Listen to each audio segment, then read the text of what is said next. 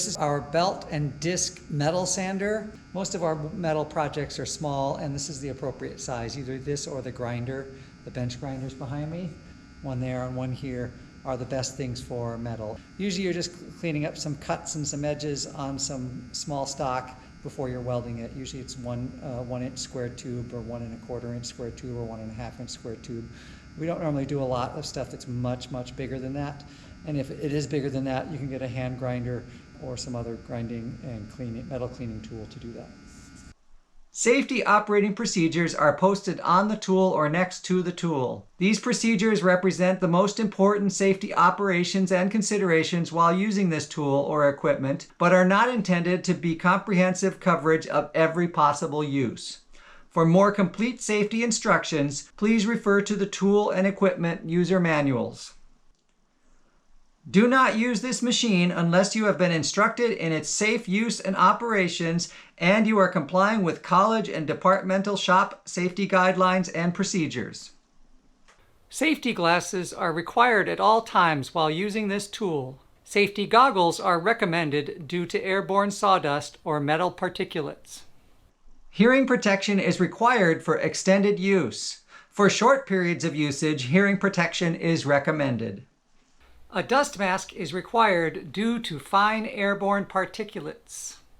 Long or loose hair, neckties, and loose or baggy clothing must be contained. Tuck in your shirt, tie back or tie up your hair, roll up your long sleeves, or remove your jacket or hoodie altogether.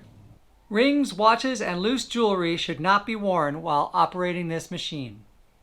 You may wear leather or work gloves to protect your fingers from accidentally coming into contact with moving belts and discs. Pre-operational safety checks. Locate and ensure you are familiar with all machine operations and controls. Controls and adjustments may vary from tool to tool, particularly among different manufacturers of the same type of tool. Use assigned metal sanders for metal sanding only. Use assigned wood sanders for wood sanding only. Check your sandpaper for flaws, imperfections, wear, or damage. Replace as needed. Adjust belt tracking as needed. Hold small pieces with the pliers or vice grips in order to keep your fingers away from abrasive surfaces. Use the appropriate sander for the size of the job. Adjust the table or tool support to be no more than 1/16 of an inch from the belt or the disc. Check your workspaces and walkways to ensure that no slip or trip hazards are present. Pick up any cut-off scraps. Pick up sawdust regularly. Your work area should be 3 to 4 feet larger than the length of your stock on all working sides of the tool. This allows you to move and adjust your material freely as needed. Keep the table and work area clear of all tools, metal cutoffs, and hot trash. The on-off switch is located over here. The red button is a quick push it and it stops. You have to pull that red knob back, and then you have access to a green button and a stop button. The green button is completely covered up with stuff. Can't even see that it's green, but it's the bottom one here, and the stop one is the top one. So you have to flip that back, you push the go button, and then you can stop it like that. Belt sander, disc sander, not a work rest, so don't use that as a work rest. This is a spark guard. This is there to keep the sparks and keep them from flying in your face. The tables are adjustable. You can loosen up the knob here, the handle there, or the one over here. And you can adjust them to different angles. They're at 90 degrees square. I'm going to leave them right now because I don't want to mess them up. So again, this is coming down this way. It's spinning down like this. So that means from this half to this half is where we can use our sandpaper. We can't go over here because if we go over there, it's going to pull up. And we don't want it to pull up. We also want to be aware of little sharp objects and not poke too aggressively into sharp objects. I've seen these discs get really thrashed, and this one's held on by Velcro, and the Velcro get thrashed underneath. and then it's a whole lot more work to change and repair.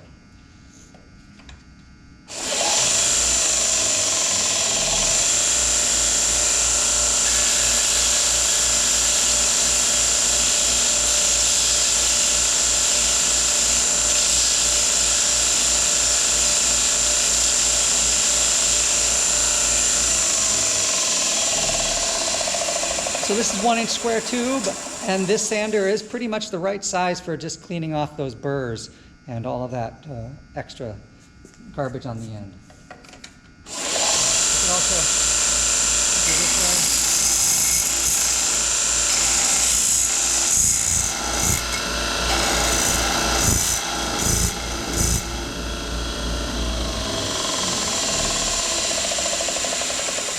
way. Not much to it. That's pretty much it. If I try to use the round part of the belt here to clean this up, I'm actually going to start to curve my metal because this is curving. So this is really designed for contact pretty much down here, some flat stock or 1/4-inch stock or something like that, something that's not going to get caught in there. And again, these gaps should be as small as possible at about a 16th of an inch, and this one's a little too far away. I'm going to move a little bit closer without touching.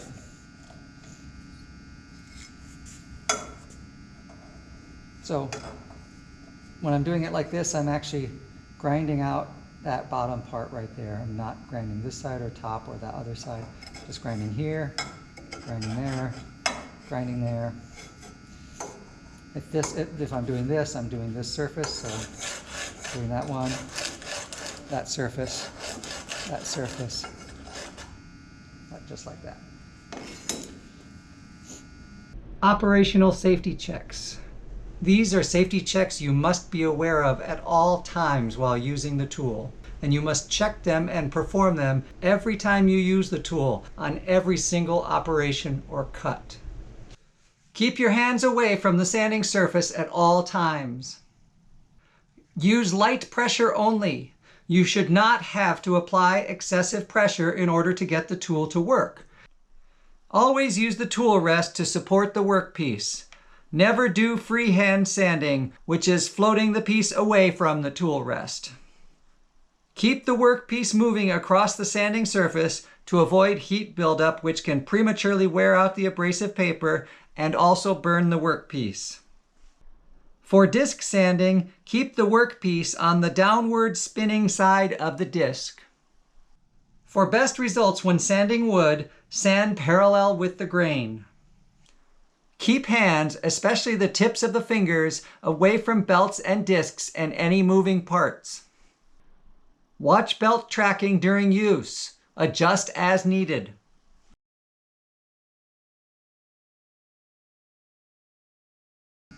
If I need to change the belts on this or the discs, we need to unplug it, and it's plugged in down below.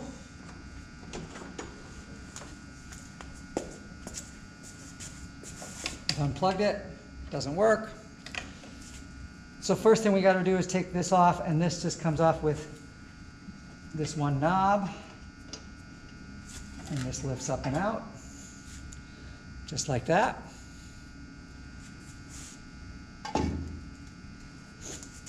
This is Velcroed on, so they just Velcro off and they Velcro on.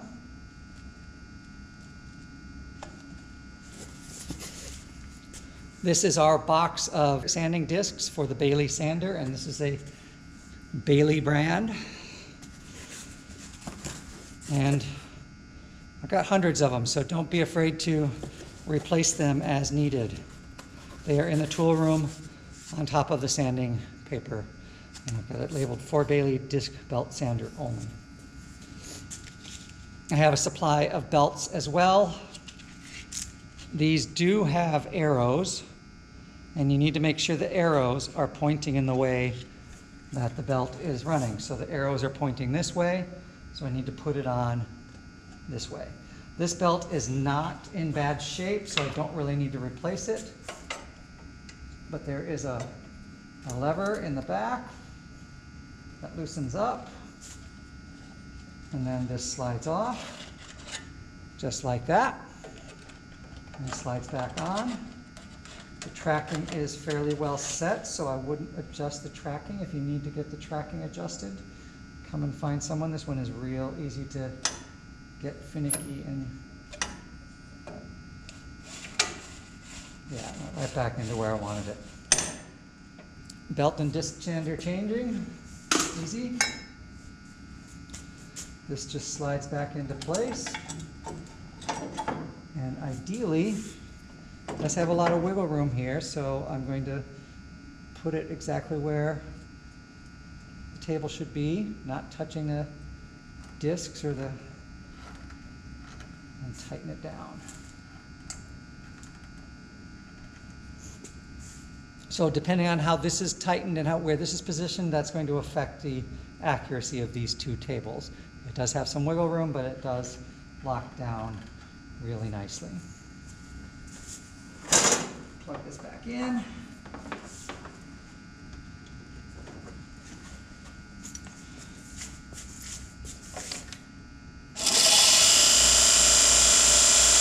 Good to go.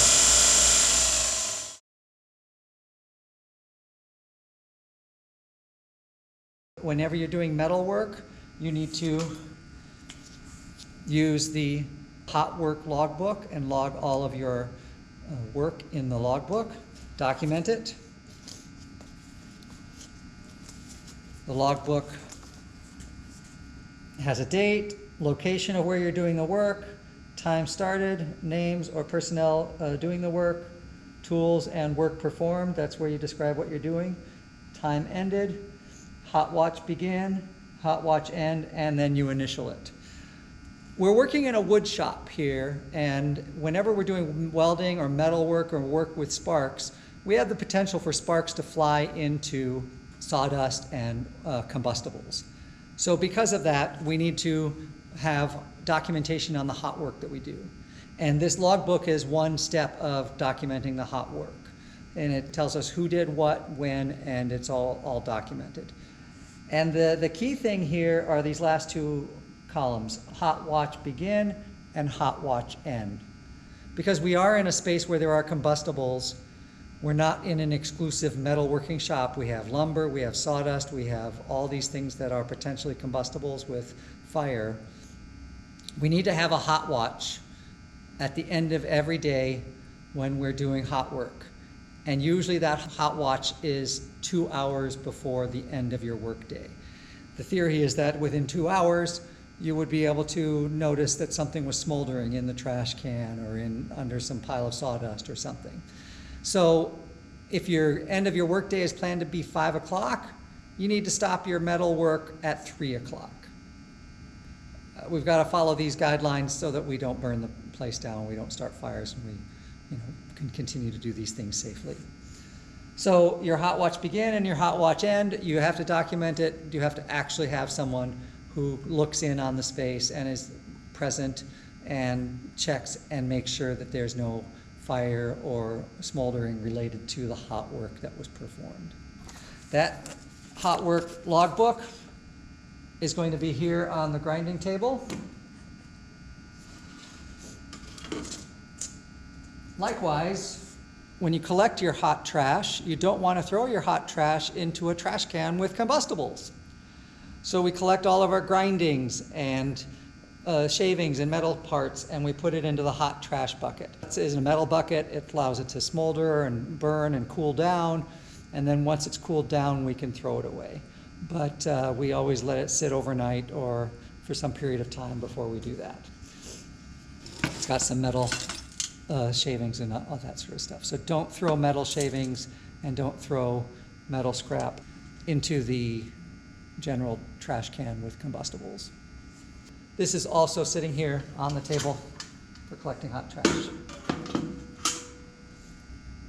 There were some scraps of metal in here. We do have a bin for collecting metal scraps, and there is a trash can here that says metal recycling only. And that's where we want to put all of our metal scraps.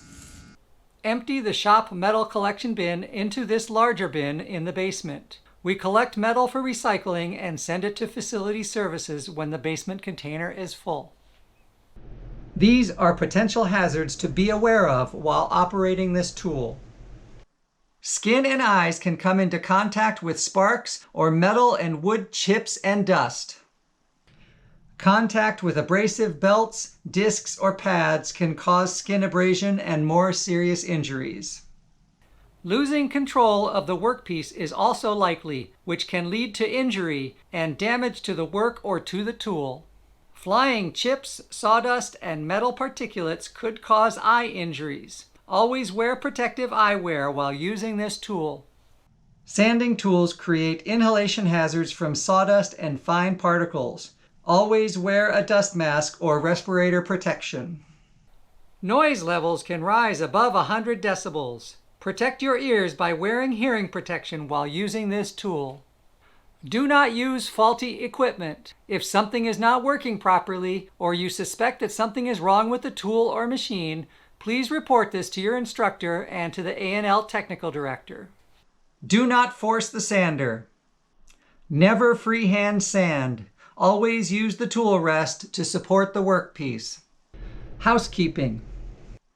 Stay with the machine until the belt or disc comes to a complete stop. Blow dirt and dust out of the belt, disc, and motor housing with clean, dry air.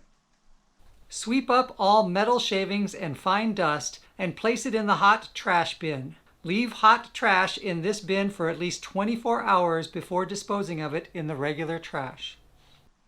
Use a dust collection system when available. We do not have dust collection designed for metalworking tools, sanders, and grinders.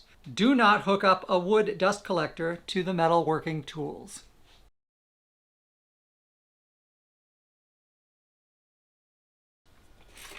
Put away all small cutoffs.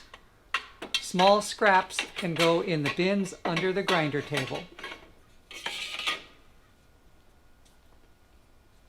Scraps that are too small to save should be collected in the metal recycling bin.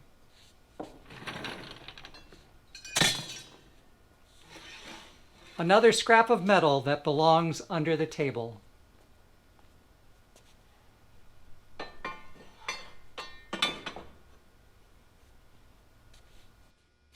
Short pieces of scrap steel are stored under the table. Scraps that are stored here are in the 12-inch to 30-inch length. If they are shorter than 12 inches, toss them in the metal recycling bin. If they stick out too far from the table, either cut them down to fit or take them to the basement metal storage racks. Everything under this table is miscellaneous small scrap and is available for props projects, for welding practice, or for other uses. Be sure to only put clean metal scrap here. If you have finished welding practice, toss your metal scrap in the recycling bin. Dust off your countertops and the shelves below.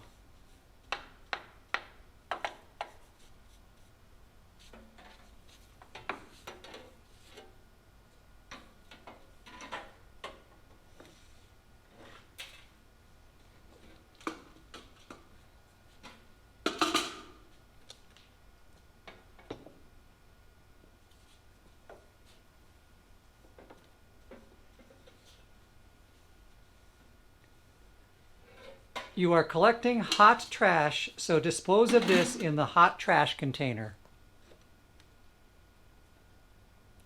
The best way to sweep off the table is to remove everything from the top.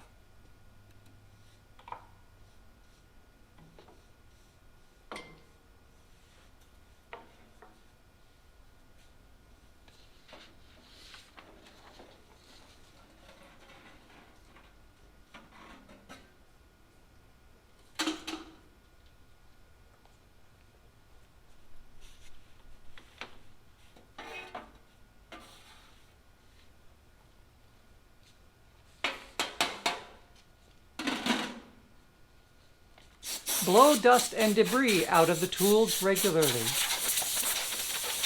Always wear dust protection while doing this. You don't want to breathe that stuff into your lungs. Remove the tool rest on the belt disc sander. Blow debris out of there to keep it clean. Remember, when returning the tool rest to position, make sure that both tool rests are no more than 1/16 inch from the sandpaper.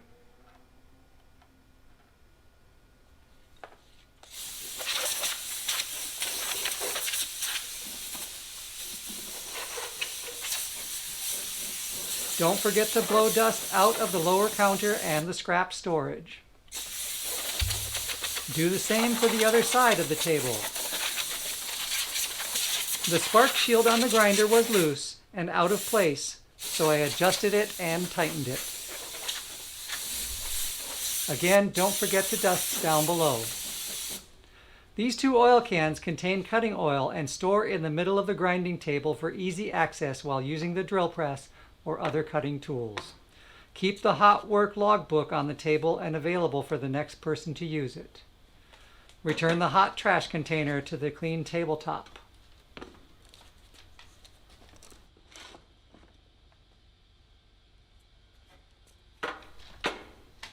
Sweep up around the work table.